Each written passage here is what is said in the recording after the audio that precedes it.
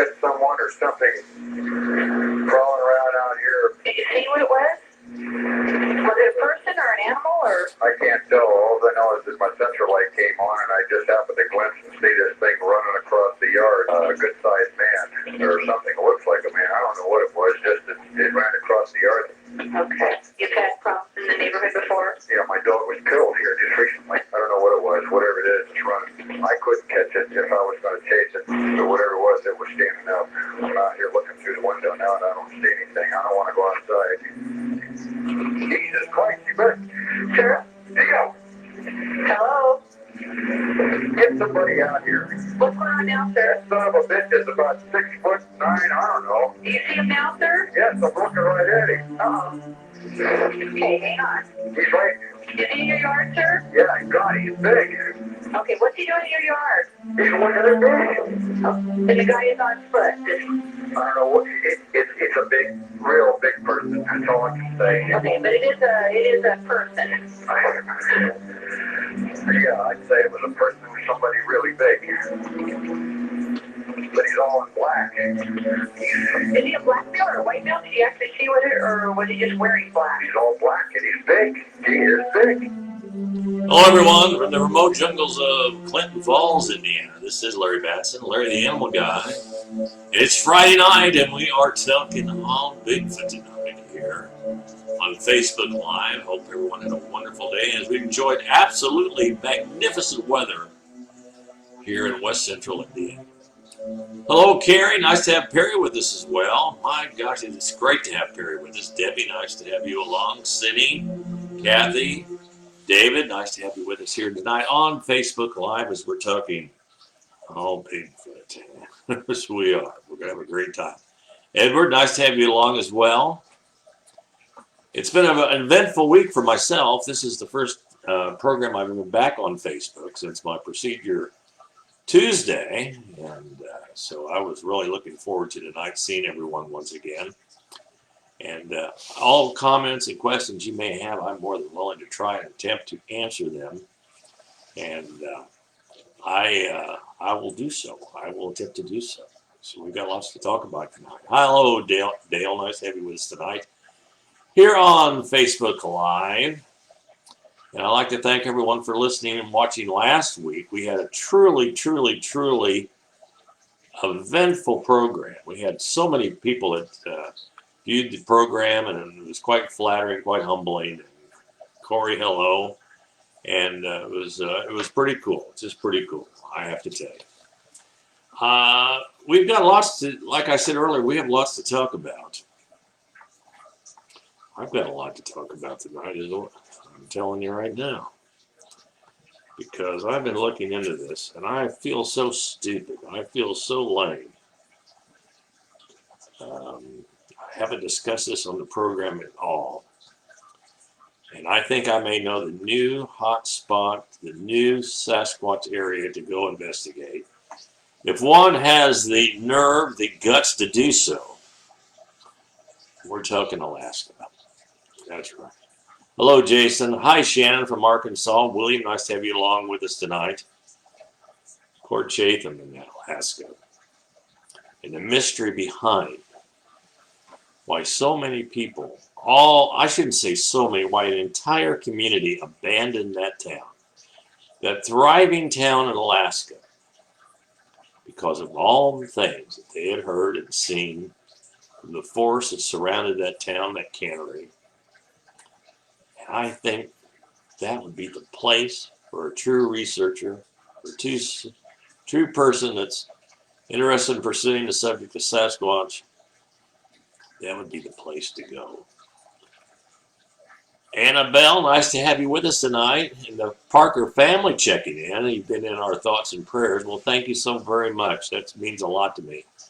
We love Annabelle, and as I've told our viewers and listeners here on this program, that's the future of Bigfoot research. I'm telling you right now, that young lady is going to grow up and be an anthropologist, biologist, zoologist, and she's going to solve this whole deal. She's going to prove, if she wants to. She may not. She may have no interest whatsoever. Hello, Michelle. None whatsoever. Almost like myself.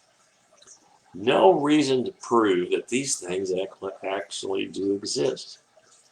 Because I know in my true heart, in my mind, that they do.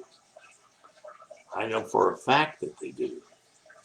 They're roaming the forest throughout this country of ours, Canada and Alaska. There exists a bipedal animal very similar to ourselves. In fact, I was watching a video just last night. Hello, Kitty. And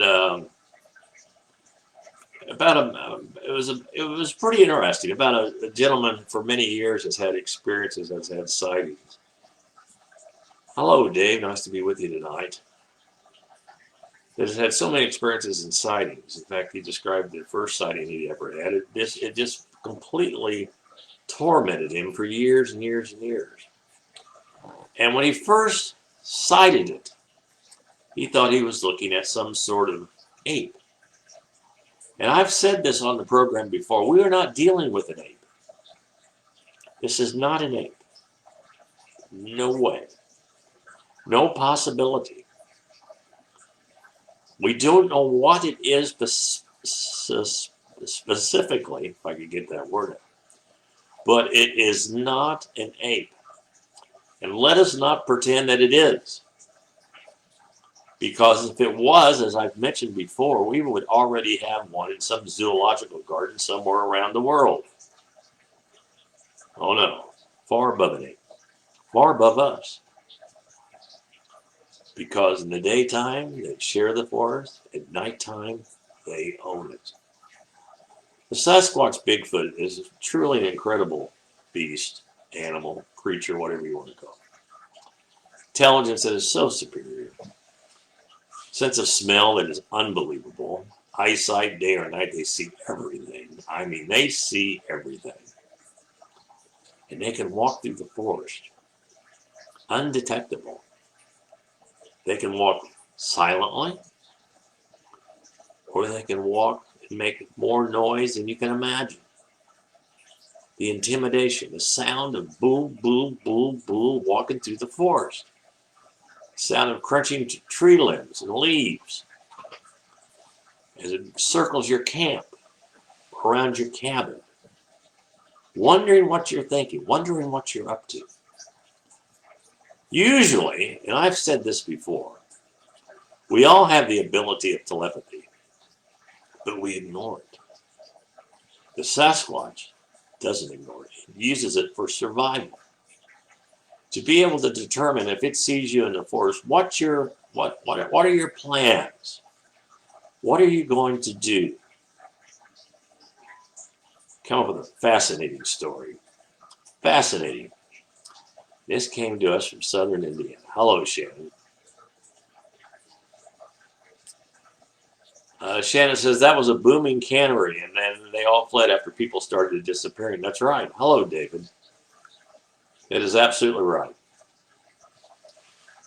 David says it's a man, just different. I agree totally. Totally. I mean, those people in Alaska, I want to go there so bad. I would love to camp there and see if that troop, tribe, family of Sasquatches still are there. Even if they are still there, I'll bet you they are. It wouldn't take long to find out. Because they are determined to keep us out. They don't want to give up their wildlife. They didn't like the fact that all the fishing that was going on in that area. They didn't like the fact that humans were penetrating their forests, cutting down their trees. And I have to say this. We usually look at the Sasquatch Bigfoot as a gentle animal. But can you imagine, just think about this for a moment. Can you imagine what it would take to survive in Alaska 24/7? What kind of perseverance does something have to have? We know the animals do, but we're talking about something that they've never been described as having a coat like a wolf. some of the other animals that live up there, the Arctic fox. But these things figured out a way to survive in probably one of the most intimidating environments we have on this planet. Extreme cold weather, deep snow. They can do that. And to drive all of those people out of that cannery, out of that community, I mean, they left in a wave. A wave. It was a thriving community. Today I was looking on the internet, and I was looking up this area, and someone had a post of when they went up there. It was some sort of a Bigfoot group, and right away they were talking about the guns that they would take up there with them. And that's not the way to do it, and those guns will not protect you. Because I've always said this, and Annabelle will agree with me. If you see one, there's 2, 3, 4, 5 that maybe you do not see. They're just standing behind a tree. And we've always talked about this every week on this program, about their speed, their ability, their athletic prowess over us. How they can cross a highway in 2 or 3 strides and they're gone, or up a hill and over and off into the wilderness and they're gone, just like that. Unbelievable strength, the power that these things have. So to go up there would be quite intriguing. It would be. I have to tell you, it would be quite intimidating. Because when I looked at the video footage of that area, I thought to myself, where did all of these people go? Why did they leave? So many people had disappeared in those forests. So many people had been killed. And their remains floated up on from the lake that is right there by Port Chadron. It's incredible. It's just incredible. I was also going to look up, and I didn't have the opportunity, so someone may want to educate me on this. I know the first episode of Finding Bigfoot was from Alaska. Is that where they went? Is that where they went? Did they go up there the first time? I don't know. I want to find this out.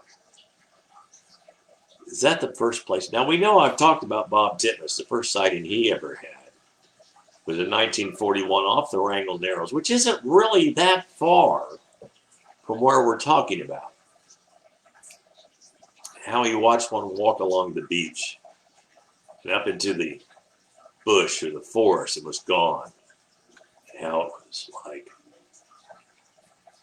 was like incredible to see this beast, this animal that was huge head, huge shoulders, massive build, and he watched them walk along the beach and up into the forest.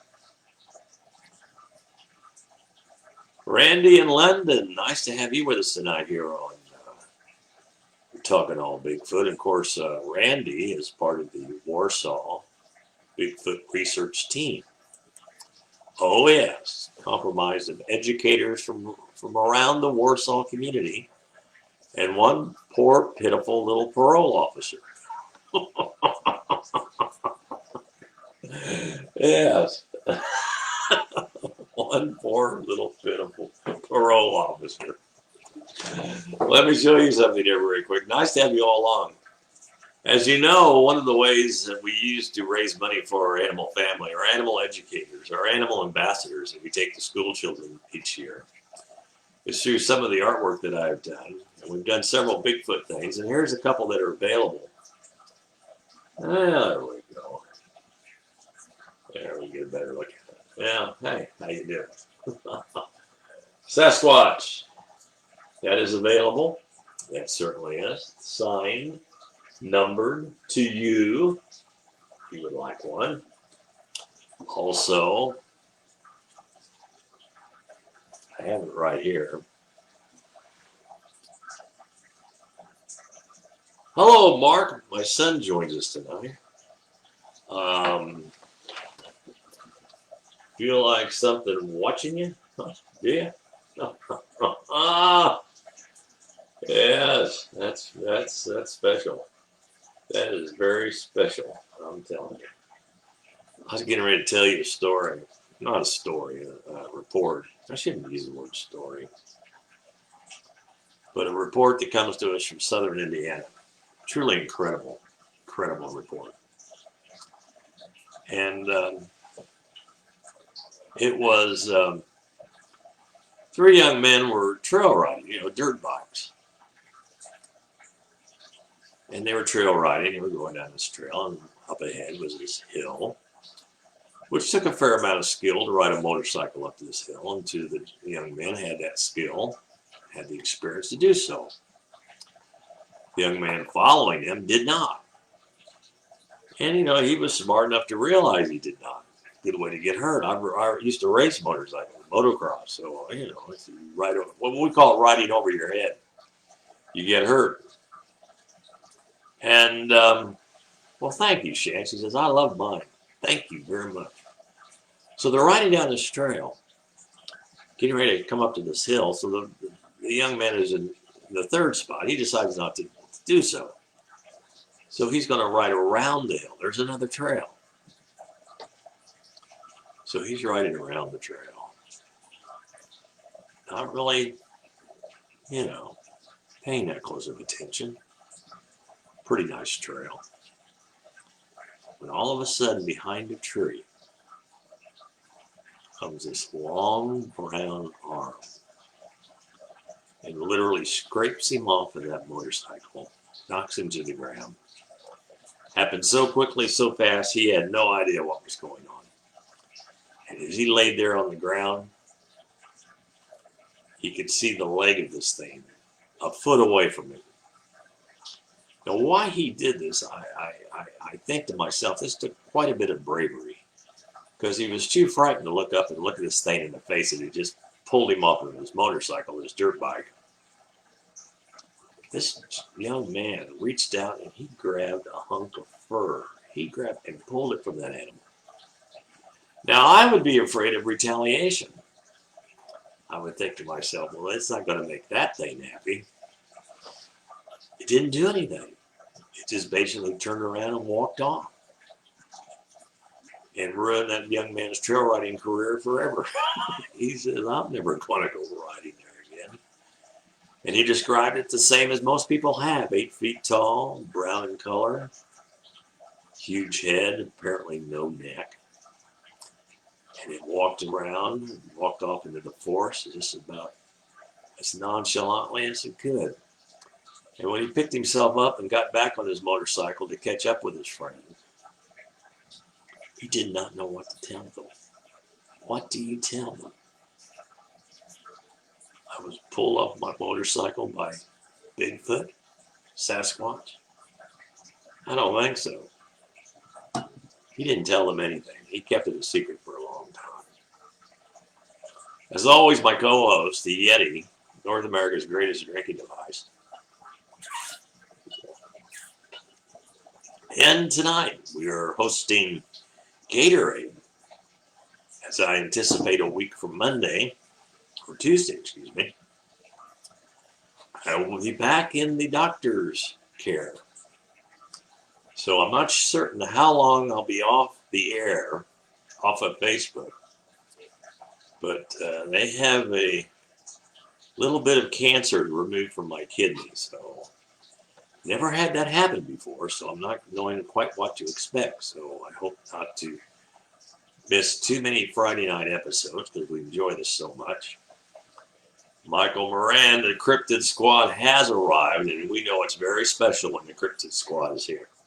Yes, it is. Another report that we came across this week that was sent to us via email. We would promise we would not share the photographs that accompanied this report, though they were quite impressive. But an elk hunter, the western part of this great country of ours, he shoots an elk quite a distance away. So they're going to collect the elk, clean it, get the meat, take as much of the carcass out as they can, and it took them an hour to find it. An hour. And when they did,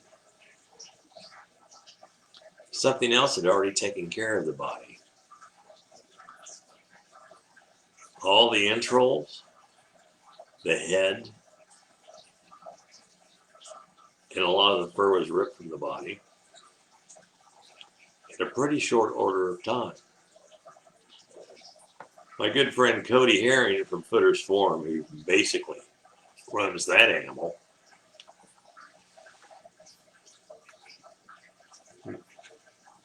excuse me, he said, why do you think it only took the head and the entrails? I'll tell you why.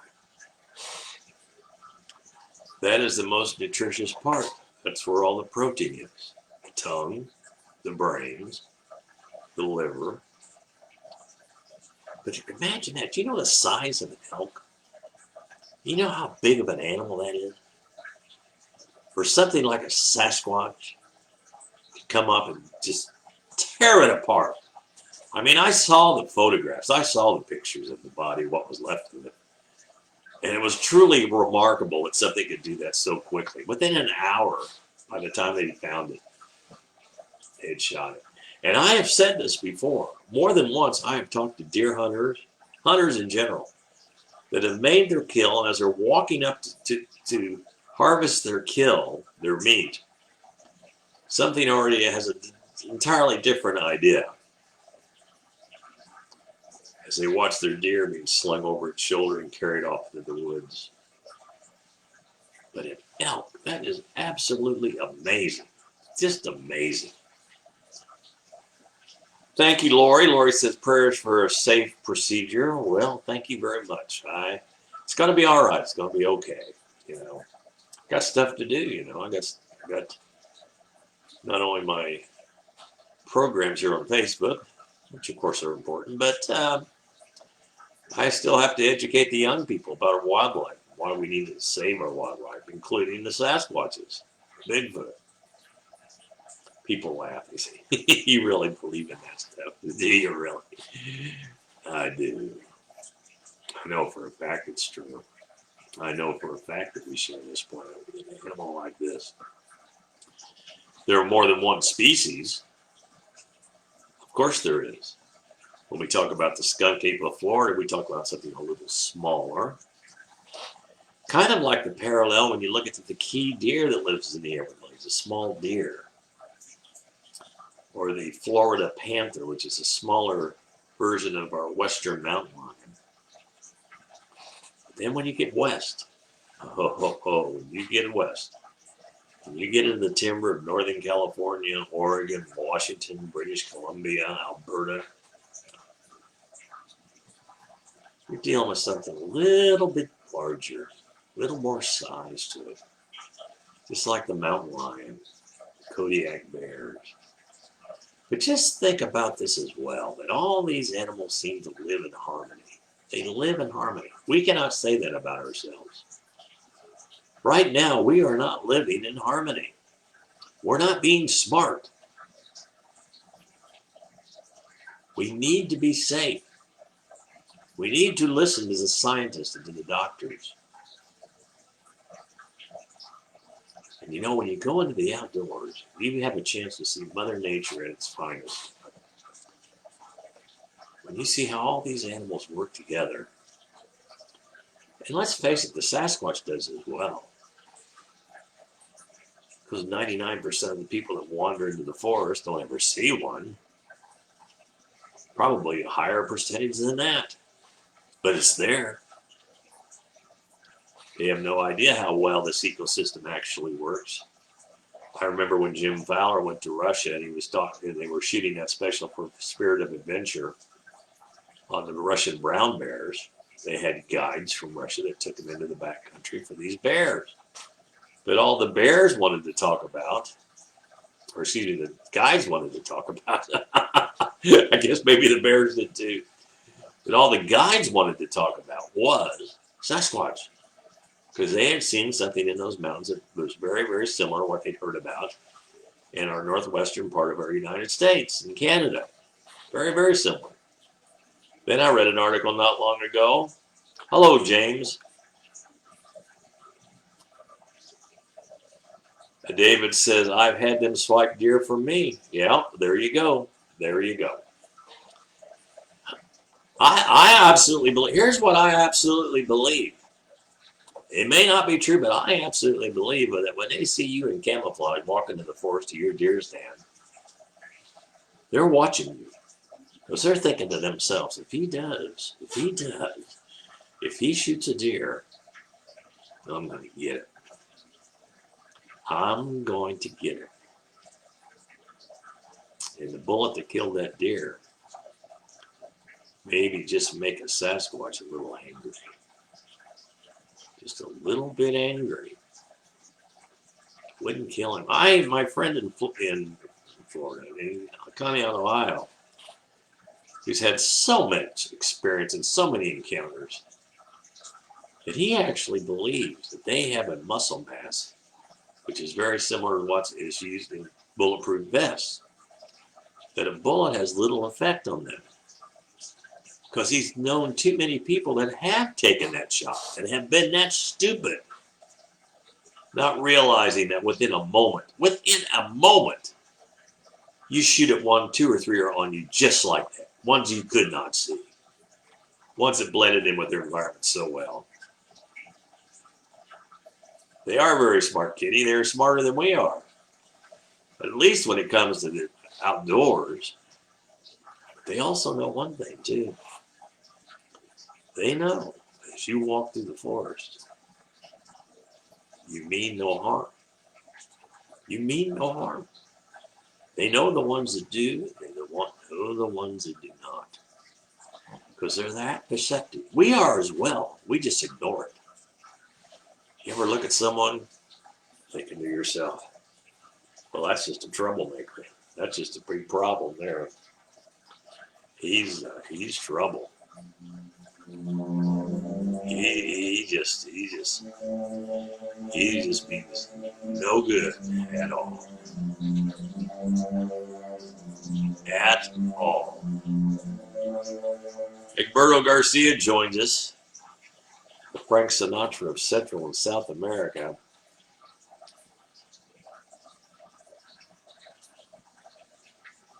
He says, hi, dear Larry, from here from the middle of the world, Ecuador, the Amazon jungle country of South America. Hugs. Thank you very much, Egberto. Egberto Garcia, my good friend, and he's basically the Frank Sinatra of South America. He's an amazing singer, so Google him. Google him up, Egberto G. Garcia. Fantastic man. Fantastic man. But the mystery behind all of this that we've been looking into, now we go back to this Alaska thing. This Alaska community that basically everyone just flat left. There have been so many people that have disappeared into the forest. There have been so many people that had seen things they could not understand. And they did not like it. They were totally terrified. Terrified. So I'm thinking to myself, Bigfoot team, Bigfoot Research Group.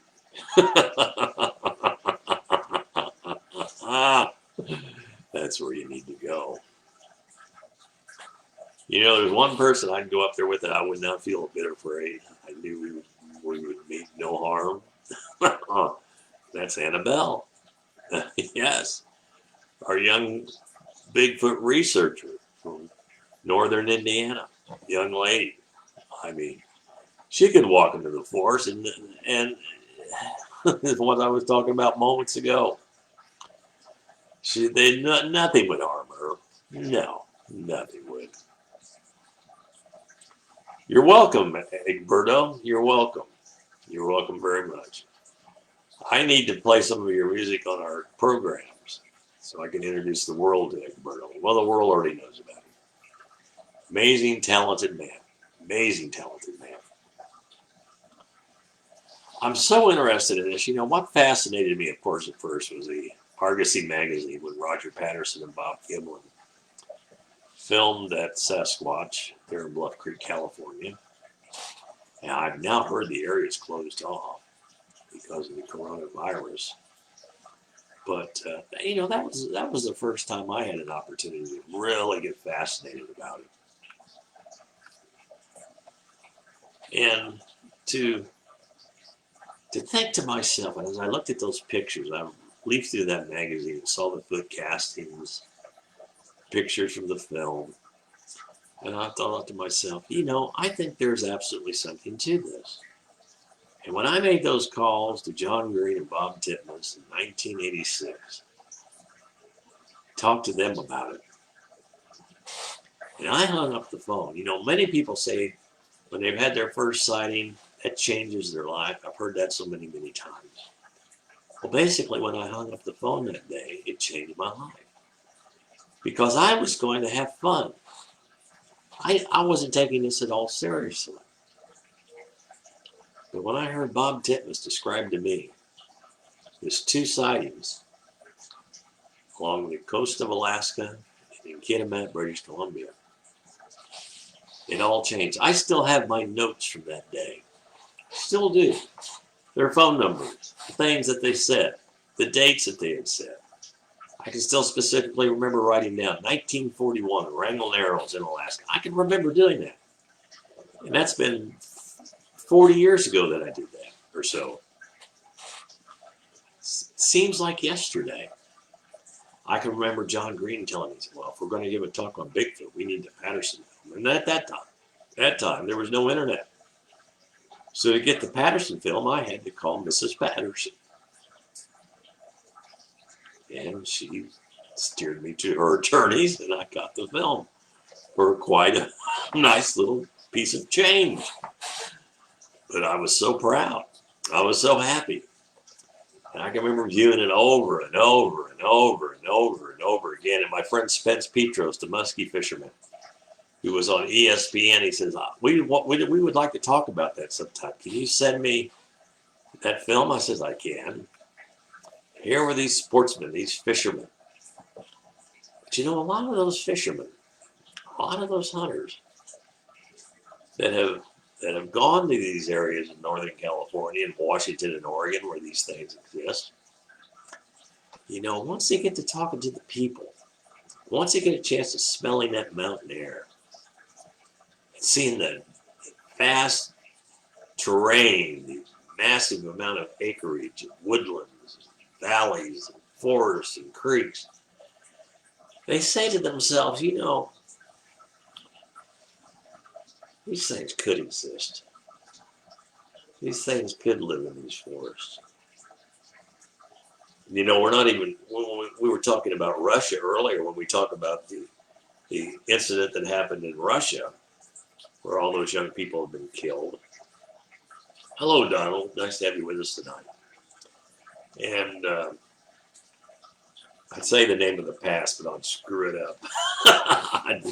I'd mispronounce it. But how they were found, and the last photograph on their film from their cameras was what looked to me like a Sasquatch. Now, I was told by people that no, they just photographed one of the hikers. No, it didn't look like one of the hikers to me. It looked like a Sasquatch looking around the corner and watching them.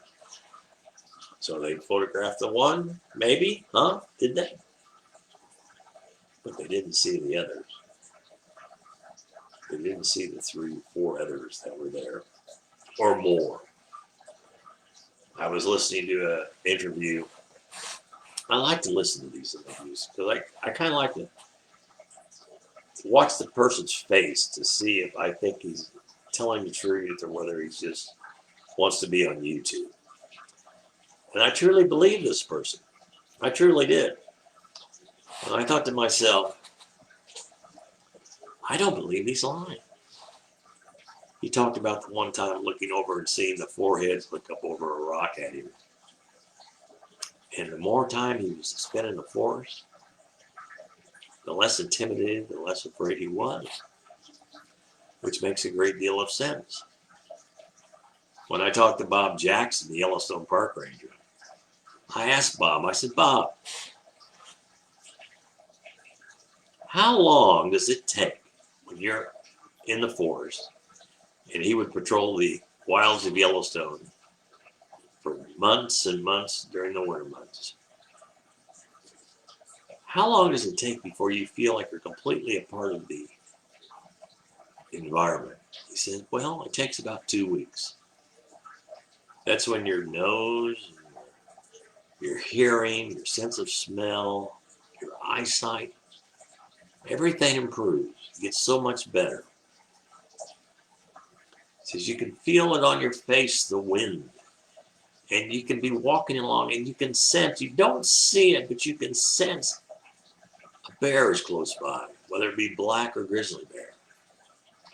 And the day he had his sighting, and he watched the Sasquatch stalk a deer in Yellowstone National Park, he said to himself, this has to be one of the rarest animals that's ever been seen. They're so rare. And now his focus, someone has spent all of the time in the forest, after that one sighting, his focus completely changed. Completely changed. He says, I looked at things much differently now. I listened to the trail crews, the men that would build the trails, and they would talk about finding a deboned elk and the huge human-like footprints around it. Or they would talk about hearing these screams that would come out of the valleys of the forest. It sounded like 1,000 elk going to their death.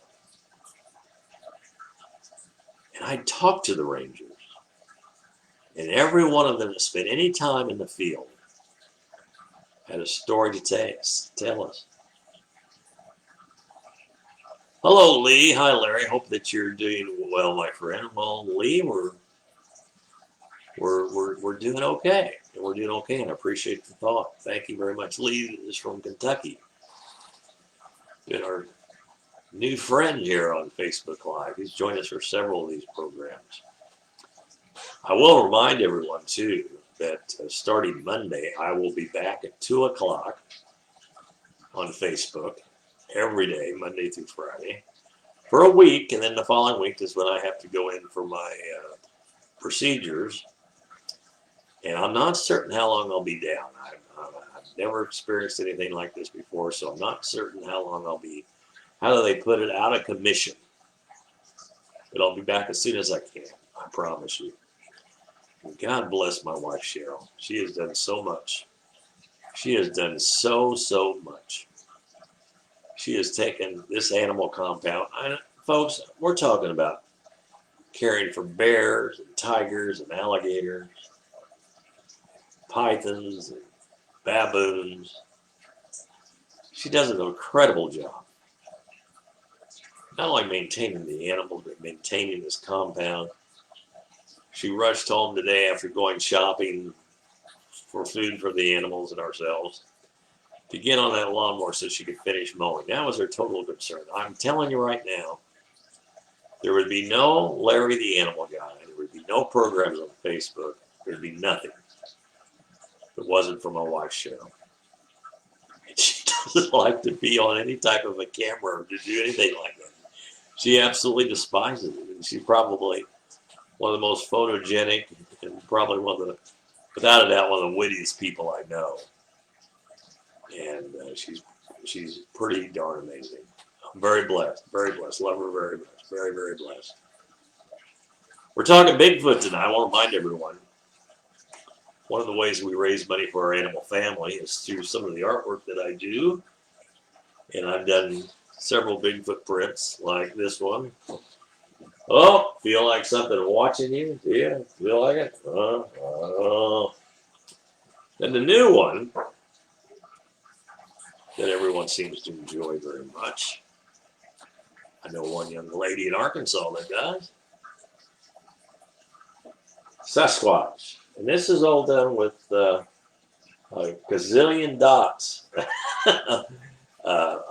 A Sharpie fine pen and a gazillion dots.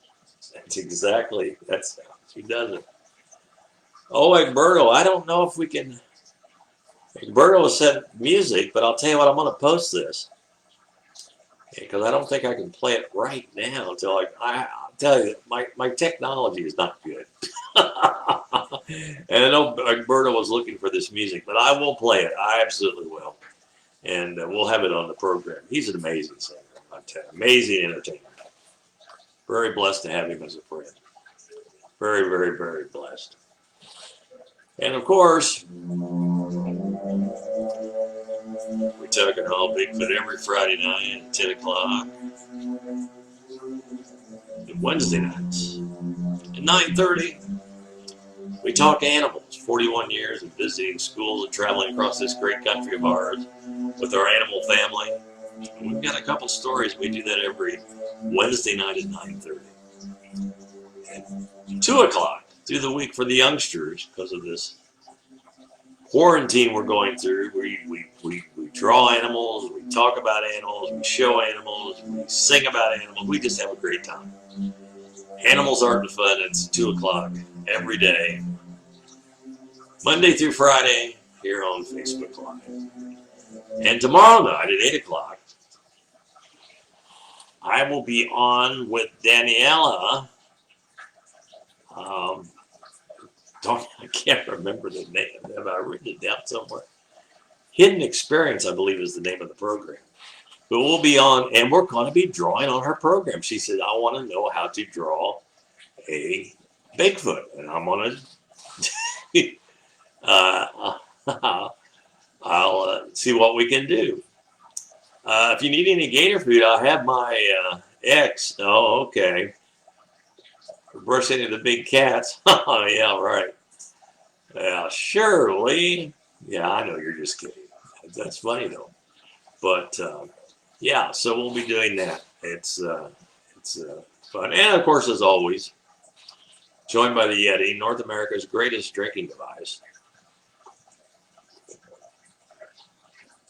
Tonight, we're doing Gatorade. Yes, Gatorade. Any questions or comments, let me check over here. I kind of get behind sometimes. Jason said, God bless her. Mark, my son, said, love him. And I'll tell you about an artist, Mark Dunn. Check out Mark Dunn Art. That's my son. He's an amazing artist, and you need to check out his Facebook page, Mark Dunn Art, and he will amaze you. He does incredible work. And he also joins us at 2 o'clock sometimes.